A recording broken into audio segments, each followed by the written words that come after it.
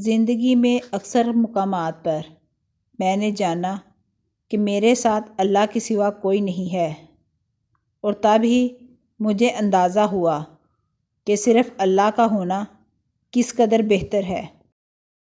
اپنے دل کی کیفیت اسے بتایا کریں کہ آپ کیا محسوس کر رہے ہیں، کتنی تکلیف میں ہیں۔ آپ یقین کریں وہ بہت پیار سے سنے گا۔ اس کے سامنے رو لینے سے ہی آپ کے دل میں سکون اترے گا۔ بے شک وہ دلوں کا ہمراز ہے۔ اللہ کو بہت پسند ہے جب تم دنیا سے نہیں اس سے مانگتے ہو، جب تم اپنی بے بسی کا رونا کائنات کے سامنے نہیں اس کے سامنے روتے ہو، جب تم سب ختم ہو جانے کے بعد بھی اس یقین کے ساتھ دعا کرتے ہو کہ اس کے سوا کوئی تمہیں کچھ نہیں دے سکتا۔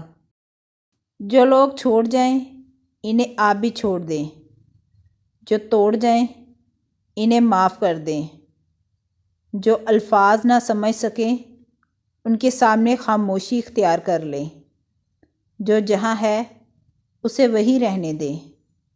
بس یہ یاد رکھیں کہ ہر کسی کو راضی کرنا آپ کے بس میں نہیں ہے اور نہ ہی ضروری ہے۔ بس اللہ پاک راضی رہے یہی کافی ہے۔ جب انسان بے حد تکلیف میں ہوتا ہے اور مسکرا کر یہ کہتا ہے کہ میں نے یہ معاملہ اللہ کے سپرد کیا، تو یقین مانو کہ فرش سے لے کر عرش تک ہر چیز لرز جاتی ہے اور وہ آہ 7ویں آسمان تک پہنچ جاتی ہے۔ جب معاملہ اللہ کے سپرد کر دیا جائے تو ظالم بچ نہیں سکتا۔ وہ معاملہ ایسا حل ہوتا ہے کہ آپ گمان بھی نہیں کر سکتے۔ وہ رحمان اور رحیم تو ہے، مگر کیا تم نے نہیں سنا وہ ذوالجلال بھی ہے۔ نہ تو تیرے رب نے تجھے چھوڑا ہے نہ وہ بیزار ہوگا۔ اللہ ہی تمہارا پہلا سہارا تھا اور اللہ ہی تمہارا آخری سہارا ہے۔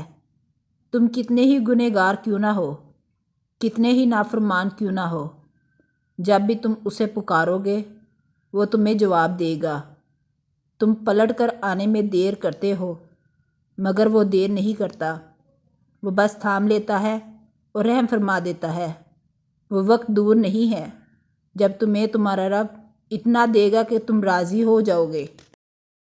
اللہ کی لاٹھی بے آواز ہے، وہ پہلے ڈیل دیتا ہے اور پھر دیتا جاتا ہے۔